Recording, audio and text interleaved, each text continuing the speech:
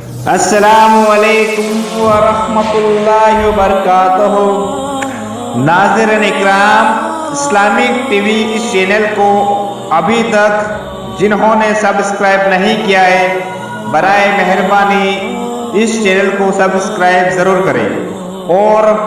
ہر دن کی اپڈیٹ کے لیے اس کے ساتھ ہی ایک گھنٹی کا نشان آئے گا، اسے آپ ضرور پریس کریں اور اسے دبا کر آپ ہمارے ساتھ تعاون فرمائیں۔ اللہ کے دین کی دعوت اور لوگوں تک پہنچانے کے لیے اس ویڈیو کو ضرور لائک، شیئر، کمنٹ اور سبسکرائب کریں۔ آپ کے اس چینل کو اور بہتر بنانے کے لیے آپ کا ساتھ ضروری ہے۔ اور مزید ویڈیوز کو دیکھنے کے لیے آپ ہمارے یوٹیوب چینل کو سبسکرائب کریں۔ فجزاکم اللہ خیرا۔ السلام علیکم ورحمۃ اللہ وبرکاتہ۔ ایک مسلمان کے لیے سب سے لازمی اور ضروری اور امپورٹنٹ چیز زندگی میں اس بات کو جاننا ہے کہ شرک کیا ہے اور شرک کے خطرات کیا ہوتے ہیں، شرک کی اقسام کیا ہیں، اور یہ توحید اسی وقت مکمل ہوتی ہے جب آپ شرک کو پہچانیں گے، اور انسان اسلام اس کا محفوظ اسی وقت رہ سکتا ہے جب وہ شرک کے بارے میں جانکاری حاصل کرے، اور ایمان اسی وقت صحیح ہو سکتا ہے جب آپ کو شرک کے بارے میں تفصیلات کا علم ہو۔ اور تمام انبیاء علیہ السلام اس دنیا میں حضرت نوح علیہ السلام سے لے کر آخری نبی تک سب نے اپنے اپنی قوموں کو شرک سے ڈرایا ہے۔ گویا توحید کی دعوت، لا الہ الا اللہ کی دعوت ناممکن ہے جب تک کہ شرک سے نفی اور شرک سے ڈرا نہ جائے۔ یا قوم اعبدوا اللہ ولا تشرکوا بہ شیئا، ہر نبی نے کہا ہے میری قوم کے لوگوں شرک نہ کرو اور ایک ہی اللہ کی عبادت کرو۔ اور اسی طرح سے اللہ تبارک و تعالیٰ نے بے شمار آیتیں شرک پر قرآن مجید میں ارشاد فرمائی ہیں۔ جہاں جہاں بھی اللہ نے توحید کی بات کی ہے تو وہاں شرک لازماً بتایا ہے، اور مشرکین کے انجام کو بھی بتایا ہے کہ اللہ تبارک و تعالیٰ ہر گناہ معاف کر دیتا ہے مگر شرک کو معاف نہیں کرتا ہے، اور شرک کرنے والا اس کے لیے ہمیشہ ہمیشہ جہنم ہے، اور وہ بدترین ٹھکانہ ہے، جنت اس کے لیے حرام اللہ نے فرمایا۔ اور اسی طرح سے اللہ نے فرمایا شرک کرنے والا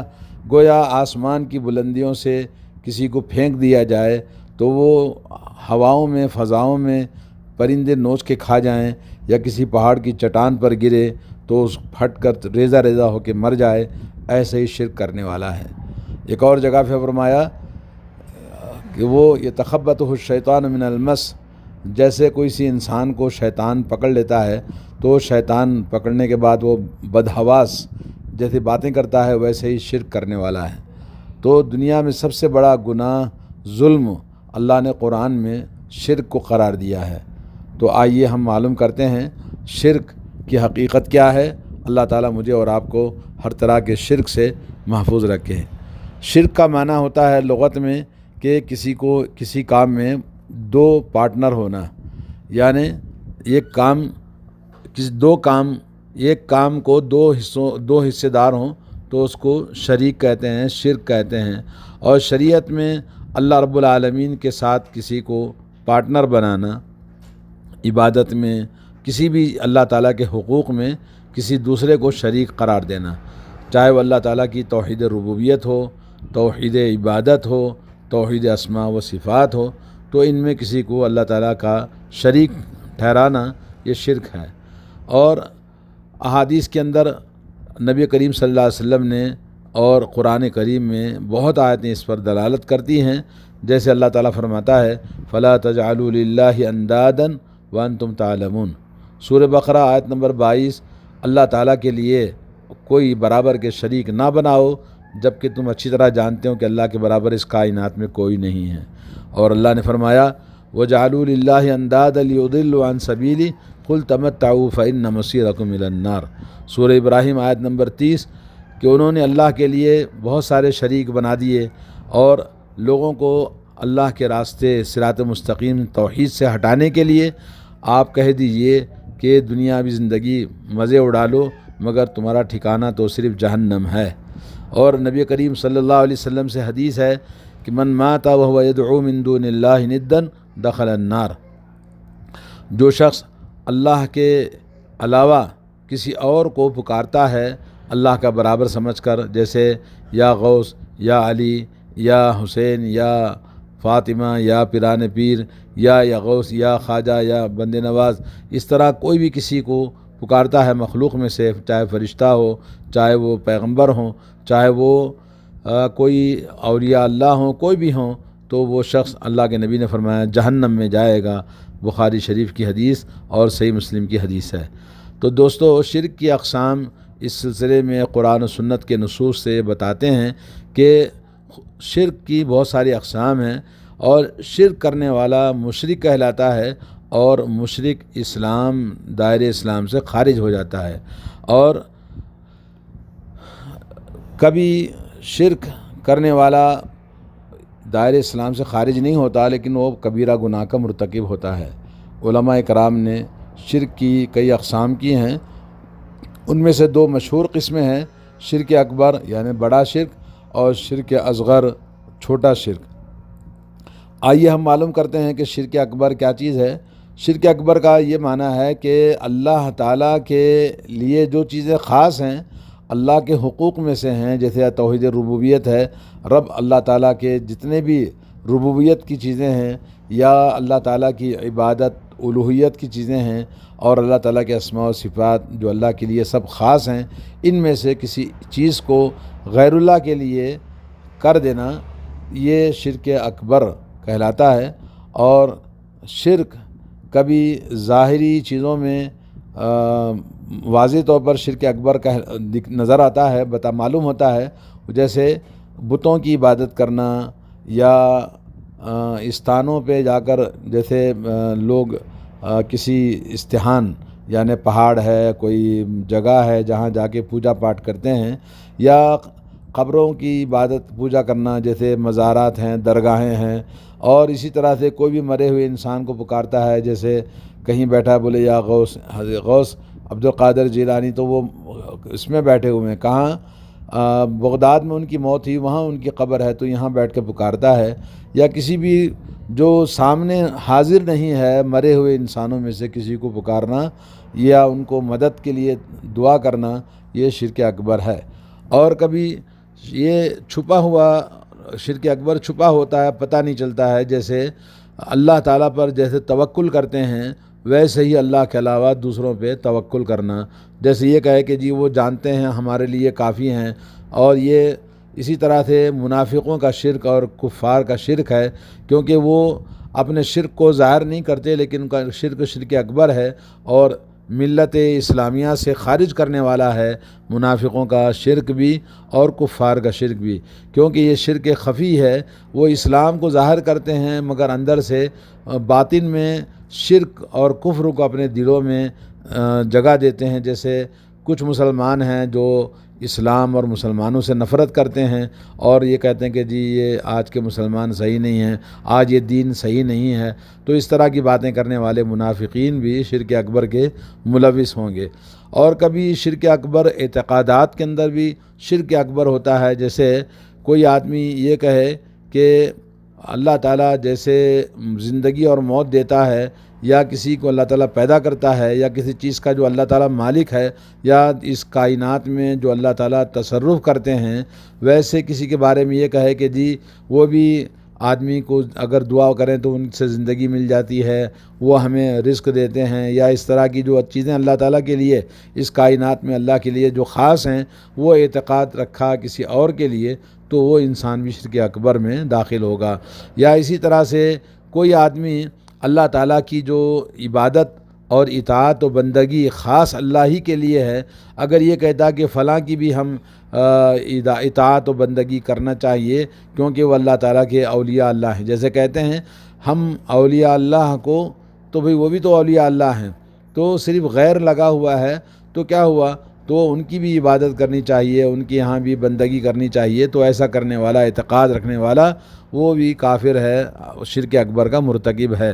تو کسی کے لیے اس کائنات میں یہ اعتقاد رکھنا کہ وہ حلال و حرام کرنے والے ہیں کہ جی جیسے بہت سارے پیر فقیر اولیاء اللہ لوگوں کو حلال کرتے ہیں، حرام کی چیزیں کرتے ہیں، اور ان کے کہنے کے مطابق جو بھی آدمی ان کی بات کو مانتا ہے جو خلاف شریعت ہے، رسول پیغمبر علیہ الصلوۃ والسلام کی شریعت کے خلاف کوئی بات کوئی کہے تو اس کی بات مان لے، حلال و حرام کی اطاعت و فرمانبرداری کی اللہ کے علاوہ کسی اور کے لیے، تو وہ بھی شرک اکبر میں ملوث ہوگا۔ اسی طرح سے علم غیب اللہ کے علاوہ کسی اور کے لیے ہے، جیسا کہ صوفی اور رافضہ شیعہ کہ بھئی ان کے ائمہ جانتے ہیں، یا ہے کہ جو لوگ اللہ کے نبی صلی اللہ علیہ وسلم کو عالم الغیب مانتے ہیں، یا ہے کہ کسی اور کو بھی اس طرح سے باتیں کہیں، یا کسی سے دعا کرنا، یا کسی سے مدد مانگنا، یا کسی کے لیے مدد طلب کرنا، یا کسی کے لیے اللہ کے علاوہ جانور ذبح کرنا، یا کسی اور کے لیے نظر و نیاز کرنا، یہ سب شرک اکبر میں داخل ہے۔ اور اسی طرح سے دین کا مذاق اڑانے والے اور دین میں اللہ تعالیٰ کی جو مخلوق ہے وہ اللہ تعالیٰ کی مخلوق کی طرح کسی اور کو بھی کہنے کہ یہ بھی بنا سکتے ہیں، یہ بھی کر سکتے ہیں، اور یہ ہے کہ اللہ رب العالمین خالق اور رازق ہے اور مدبر کائنات ہے، یہ کسی اور کو اس طرح سے بات کہنا ہے، سب شرک اکبر اور سب سے عظیم ظلم اور گناہ ہے جس کی مغفرت نہیں ہوتی ہے۔ اللہ کے علاوہ کسی اور کے لیے نام سے جانور ذبح کرنا، کسی اور کو سجدہ کرنا، کسی کے لیے نماز پڑھنا، یا کسی کے قانون کو اللہ کے قانون سے اچھا کہنا، یا یہ کہ اللہ تعالیٰ جیسے فیصلے کرتا ہے بولے یہ بھی فیصلے کر سکتے ہیں، تو اس طرح سے کافروں کے کسی چیز میں اچھے کام کرنے پر خوش ہونا، مومنون کے نقصان پہنچانے پر وہ کہنا کہ بھی وہ اسی کے مستحق تھے، یا اس طرح کی جو اسلام کے خلاف جو بھی باتیں کرتے ہیں وہ سب شرک اکبر ہے۔ دوسرا شرک اصغر ہے۔ شرک اصغر ہر وہ چیز جو شرک اکبر تک پہنچاتی ہے وہ شرک اصغر ہے، اور نصوص میں جو چیز شرک اصغر شرک کہا گیا ہے مگر وہ شرک ایسا کرتا آدمی کہ جس کے ابھی شرک اکبر تک نہیں پہنچا تو وہ بھی شرک اصغر جیسے۔ اس کو سمجھنے کے لیے دو باتیں ہیں۔ پہلی بات تو یہ ہے کہ اللہ رب العالمین نے جن چیزوں کی یعنی اللہ کے لیے خاص ہے مگر وہ چیز بندہ چیزوں سے اسباب سے مدد حاصل کرتا ہے، جیسے گلے میں تعویذ ڈالنا، یا کالا لال دھاگا پہننا، یا تعویذ گنڈا جو لا کے ڈالتے ہیں قبروں سے، مزاروں سے، باباؤں سے، فقیروں سے،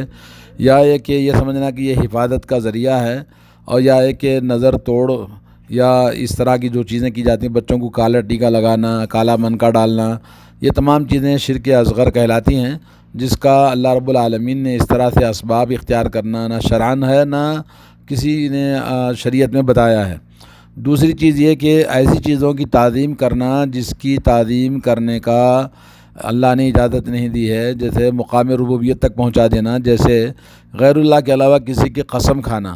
اور یہ کہنا کہ اسی طرح سے کہ آپ نہ ہوتے، اللہ نہ ہوتا تو ایسا ہوتا، تو اللہ تعالیٰ کے لیے جو چیز خاص ہے اور قسم صرف اللہ کی کھانی چاہیے، اگر کسی اور کی قسم کھاتا ہے تو یہ بھی شرک اصغر میں شمار کیا ہے۔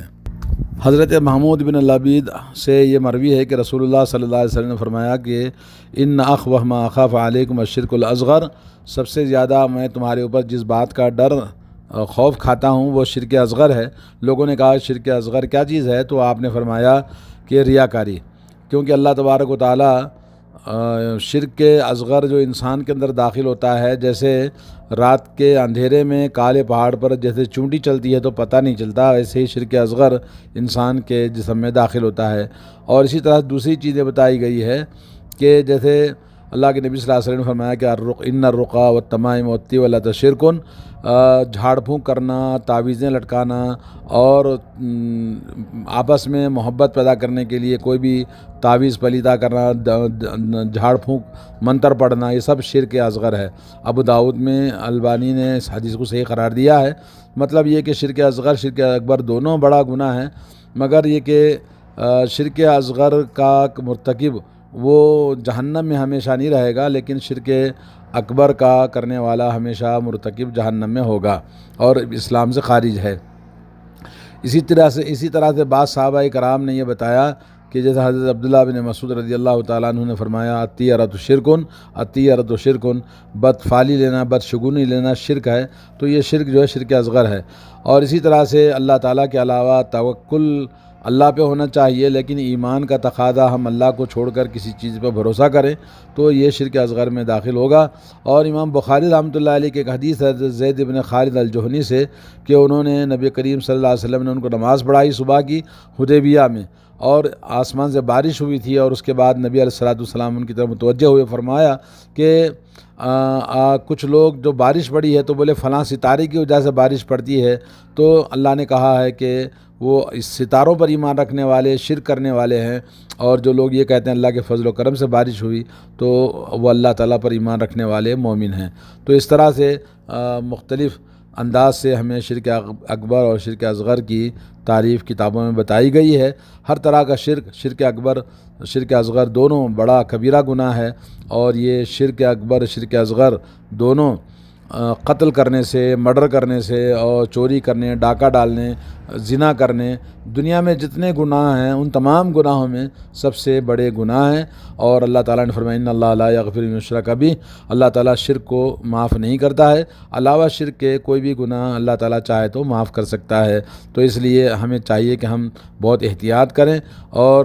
اللہم انی اعوذ بک ان اشرک بک وانا اعلم واستغفرک لما لا اعلم۔ نبی علیہ الصلوۃ والسلام نے دعا فرمائی، اے اللہ میں تجھ سے پناہ مانگتا ہوں اس بات سے کہ میں تیرے ساتھ شرک کروں، اور جس کو میں جانتا ہوں، اور میں تجھ سے معافی و بخشش چاہتا ہوں اس چیز کے بارے میں جس کو میں نہیں جانتا ہوں۔ یہ حدیث البانی رحمۃ اللہ علیہ نے صحیح الجامع میں بیان فرمایا ہے۔ تو شرک کی اقسام جس کو ہمیں اچھی طرح سے سمجھنا بہت ضروری ہے۔